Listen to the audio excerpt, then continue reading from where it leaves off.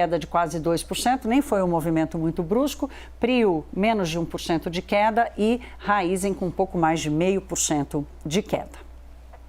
6 horas e 11 minutinhos. Vou abrir uma aspas aqui agora. Ninguém vai fazer intervenção direta nos preços dos combustíveis.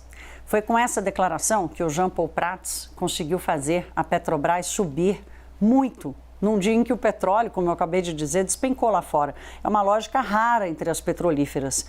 E esse resultado de ontem comprova que o preço da estatal estava mais com medo embutido e risco sobre o seu futuro do que fundamento econômico da companhia.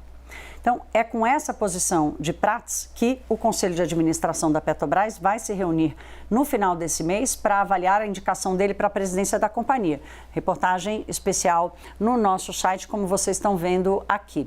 Até lá, ou até que o senador passe por todos os ritos exigidos pela governança, pelo estatuto da companhia, o diretor de desenvolvimento e produção da Petrobras, o João Henrique Ritterhausen, vai ficar interino no lugar do Caio Mário Paes de Andrade, que pediu demissão. Se você estava com a gente no CNN Money de ontem, você viu que o Pedro Duran, nosso repórter no Rio de Janeiro, antecipou essa informação aqui. Ontem, no meio da manhã, a Petrobras confirmou a substituição pela interinidade aí, com a saída de Caio Paes de Andrade. O Jean Paul Prats ontem se comprometeu em manter o preço internacional ou de mercado como referência da companhia.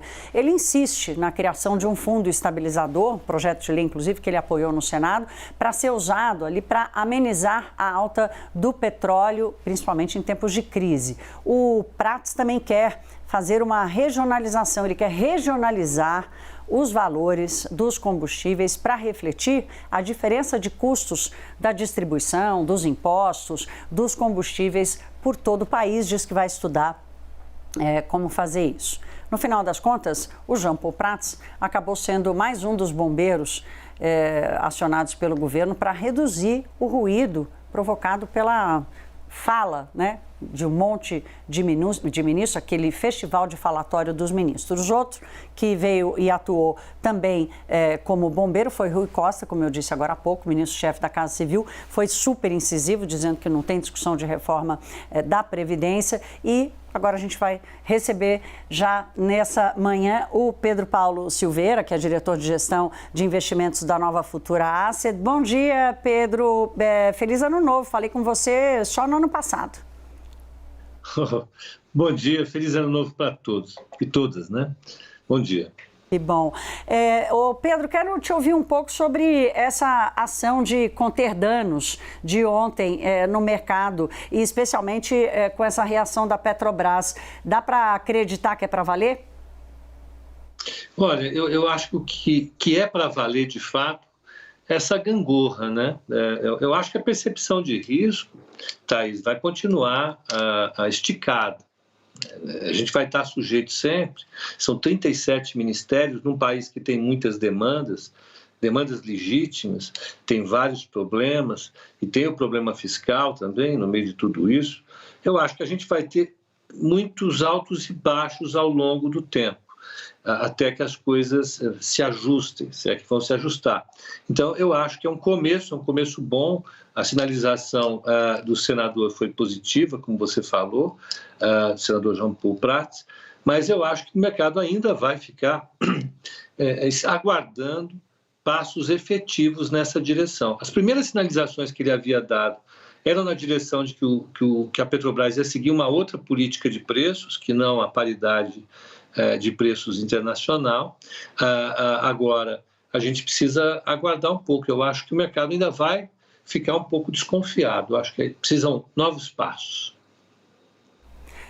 Pedro, eu queria te ouvir um pouco sobre a tentativa de Fernando Haddad de se manter como o principal ministro. Ele foi atropelado pelo fogo amigo e por ele mesmo, né, com as falas que ele fez depois, desde que tomou posse, falou do Banco Central, falou de juros, né? O ministro da Economia tem aquela regra básica, o ministro da Economia não pode fazer análise sobre juro do país, porque se o Banco Central tiver que tomar uma decisão e o ministro já tivesse colocado contra, como é que fica, né? O que você espera, o que você considera um equilíbrio no posicionamento de Fernando Haddad a partir de agora, depois desse ruído de partida do governo? Olha, eu francamente não sei, Thaís, essa é uma pergunta importante, né? A resposta dela vale muita coisa em termos de informação, porque a equipe do Fernando Haddad é uma equipe que pensa efetivamente no papel da Fazenda muito mais amplo, pensa no papel da Fazenda discutindo o juro, seja através do Banco Central, seja através de outras medidas, né? Eles têm uma visão de colocação do Estado como um indutor de crescimento, essa é a coisa mais importante para eles, eles privilegiam isso, e isso implica em uma série de intervenções, né? Não é apenas um detalhe filosófico, eles pensam realmente que essa é a coisa mais importante. E se é a coisa mais importante, a extensão dessa forma de ver a política econômica chega na taxa de juros, né? Então, a gente precisa ver como é que... Eu penso que o mercado ainda vai continuar bastante tenso e colocar isso nos preços ao longo do tempo. Ontem nós tivemos a posse de Geraldo Alckmin e ele disse que o BNDES vai ter que encontrar uma forma de reduzir juros para oferecer crédito. Não explicou como. A Luiz Mercadante, que vai ser presidente do BNDES, ainda não pode assumir o banco. O Gustavo Montezano saiu já, o presidente da gestão passada, então o BNDES está sendo gerido por uma presidência interina também. Você não vai prejudicar o banco de forma nenhuma, mas ainda assim é normal esse vácuo de poder. Queria te ouvir um pouco sobre esse lado da política pública, né, que é a volta dos bancos públicos. A gente já falou um pouquinho disso aqui no passado, já te ouvimos, mas sob a perspectiva agora de Alckmin já assumido na sua cadeira de ministro de Indústria e Comércio, como é que você enxerga essa relação de Alckmin com o Mercadante, BNDES, atuação e o mercado de capitais? Olha, eu acho que a gente volta a um padrão de indução de crescimento que já existiu à larga no Brasil, não só nos governos do PT, mas antes. Então, eles vão tentar colocar de novo uma taxa de juros muito mais baixa para incentivar setores e empresas específicas. Então, a taxa cobrada pelo BNDES vai ser uma taxa mais baixa e isso tem efeito sobre todo o conjunto de taxas que o sistema financeiro nacional adota. Isso acaba influenciando todo o sistema financeiro nacional. Alguns economistas veem isso como positivo, né, no sentido de conseguir reduzir a taxa de juros cobrada pelos bancos. No entanto, isso atrapalha a política monetária que o Banco Central faz. Exige um esforço adicional do Banco Central quando a gente tem taxas de inflação crescentes. Como o problema do Brasil é a inflação no longo prazo, isso vai contribuir mais uma vez para tornar o combate à inflação um pouco mais difícil, um pouco mais custoso. Eu, particularmente, acho que as últimas experiências que nós tivemos foram muito ilustrativas e eu acho que esse setor do governo ainda não entendeu exatamente qual deve ser o papel. Eu também fico apreensivo com isso. Essa semana, Maria Silvia Bastos, que foi presidente do BNDES no começo do governo Michel Temer, deu uma entrevista ao Valor Econômico dizendo não adianta tentar o que já deu errado, né? Vai dar errado de novo, falando sobre essa expectativa. Hoje, Simone Tebet toma posse como ministra do Planejamento, vai apresentar ali o seu secretariado, ela tem tido dificuldades, ontem mesmo ela assumiu isso, porque quer ter uma composição com mulheres, mas mais importante, ou tão importante quanto a representatividade no secretariado de Tebet, Pedro, como é que ela vai trabalhar com Fernando Haddad, com os dois pensando tão diferentes. Essa é uma fonte de preocupação? Veja, dependendo da temática que for discutida, ontem, acho que foi ontem, eu acabei de ver, aliás, essa entrevista do Haddad, ele falou, até ele se confundiu o CVM com o CMN, mas ele colocou um papel para o CMN bastante ativo, falou que vai voltar a ser o CMN, eu não sei o que ele quis dizer exatamente com isso, e ele citou ali, discutia metas de inflação. Eu fico pensando, né, como é que eles vão tratar o tema de metas de inflação, como é que tudo isso vai ser colocado. Eu fico imaginando o CMN composto por Roberto Campos Neto, a Simone Tebet, por ele e pelo secretário executivo do Ministério, eu acho que tudo isso ainda vai colocar na mesa os pontos que são mais delicados. Eu gostaria muito de ver qual vai ser essa equipe da Simone Tebet e tentar entender qual vai ser o papel que vai ter no novo governo. Isso também não ficou claro ainda.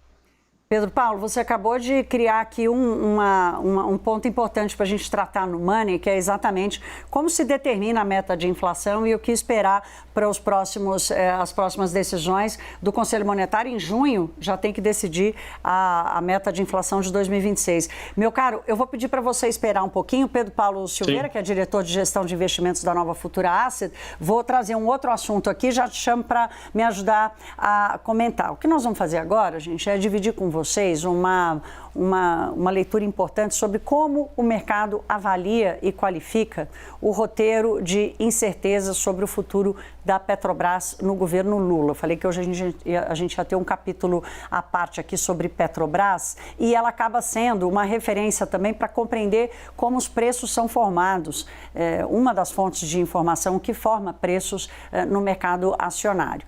Há um ano que bancos e corretoras vêm cortando a recomendação de compra das ações da Petrobras. Desde o pico histórico que aconteceu em 21 de outubro, a 10 dias da eleição, a ação da Petrobras já despencou quase 40%. Nós vamos dar uma olhada aqui no telão, esse levantamento feito pelo nosso editor de economia, o Matheus Apudi, que vocês estão vendo aqui, é o seguinte, as cores vão nos ajudar. O que está no meio, o verdinho claro, é a quantidade de recomendações, isso é um cálculo feito um levantamento feito também pela Reuters, é a quantidade de recomendações para compra das ações. Então, se a gente olha lá em janeiro do ano passado, que foi a primeira coluna da arte, havia uma recomendação só neutra, 8 recomendações de compra e 2 recomendações de compra forte, ou seja, compra e fica porque ela vale muito a pena. Ao longo do ano, essas recomendações neutras foram crescendo, até chegar em outubro, quando ficou muito maior o número de recomendações a recomendação neutra, né? Ou seja, não faz nada, não compra ação da Petrobras, para 4 de compras, até aqui não tinha aparecido recomendação de venda. Quando foi novembro do ano passado, com a eleição, com os discursos, começou a aparecer recomendação de venda. Ainda é bem menor do que o resto, mas a gente olha aqui a posição de neutralidade. Pode voltar aqui para mim? Vocês estão vendo que a posição de neutralidade é majoritária aqui. Significa o seguinte, não dá para tomar ainda posição sobre as ações da Petrobras. 3 recomendações de compra, nenhuma mais de compra forte. Aqui tem a turma mais otimista, achando que a governança da Petrobras vai ser mais forte e, portanto, vai resistir a qualquer tentativa. Nós vimos isso acontecer agora no governo Bolsonaro, quando as mudanças que ele fez na direção, no final não conseguiram mexer na prática na política da Petrobras. Mexeu nos preços, sim, na percepção sobre a governança, mas ela continuou atuando normalmente. Houve ali uma tentativa de entender se seguraram mais, por mais tempo, os preços para não gerar volatilidade, mas de qualquer forma, esse quadro aqui mostra um pouco a percepção do que vai acontecer. Hoje, a posição é majoritariamente neutra, ou seja, ninguém faz nada, fica todo mundo quieto, esperando o que vai acontecer.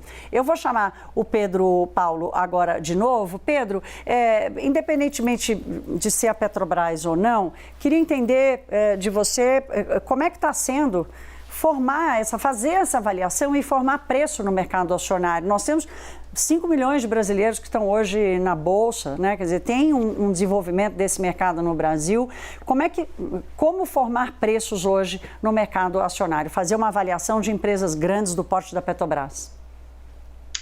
Olha, Thaís, a forma básica de fazer a avaliação de preço é tentar estimar o fluxo de caixa que ela vai trazer para os seus acionistas, os dividendos que a gente vai receber ao longo da vida e descontar esse fluxo de dividendos por uma taxa de juros que a gente chama taxa de desconto. Tá? Tudo isso somado vai dar o valor presente da empresa. Então, se a minha expectativa em relação ao retorno futuro da empresa, o lucro que ela vai distribuir para os seus acionistas, cair ou subir, implica em mudança de preço imediatamente. E a mesma coisa a taxa de desconto que depende do risco que essa empresa coloca. Então, a avaliação presente que a gente tem da Petrobras depende muito da avaliação que a gente tem do risco que ela vai ter, o risco que o país vai ter e a capacidade dela gerar lucro no futuro.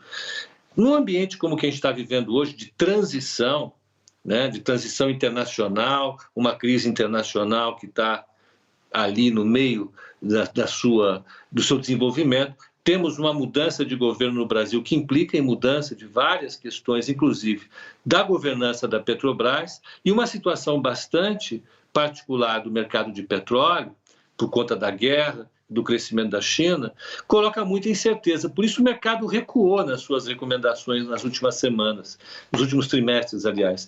A gente está passando por um período de muita incerteza na governança da Petrobras e pelo valor muito grande que ela tem para o mercado, os analistas deram um recuo. Eu acho que isso se mantém para as próximas semanas, enquanto a situação da Petrobras não ficar muito bem clara.